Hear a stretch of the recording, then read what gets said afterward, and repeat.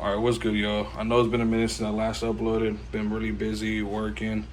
Um, we are gonna continue building my 5.7. I did get a part in the mail today, and I'm gonna be doing an unboxing video and potentially an install video of just this one. Do got a couple other goodies, power mods at least, coming in the mail.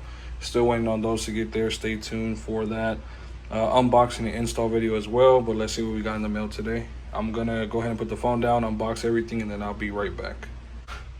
All right, now that I get everything out the box, so what I did get in the mail for the 5.7 will be my oil catch can. Everything that comes in it will be the mount, the little adapters. I'll take these out the bag shortly.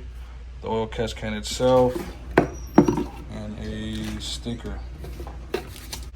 All right, now that I got everything laid out, this is what that all comes in it. They give you some mileage stickers, the bracket to hold the oil catch can. Then you got these fittings. These two, I think depending on the gear of your vehicle, it might switch between the two. They give you a sticker, the bolt to bolt up the bracket onto the motor, and then the two little screws that bolt onto the top of the oil catch can.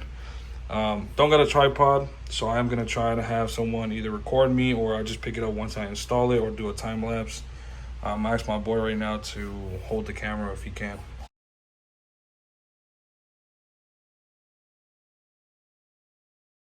All right, now that the oil catch can is installed, one thing I do recommend if you do order the oil catch can from American Muscle or from the actual website themselves, if you got a newer charger, I would not recommend using these two smaller fittings. You will have some difficulties removing them. We learned that the hard way. We got the correct fittings in. Now the oil catch can is all installed, and I think that might be it.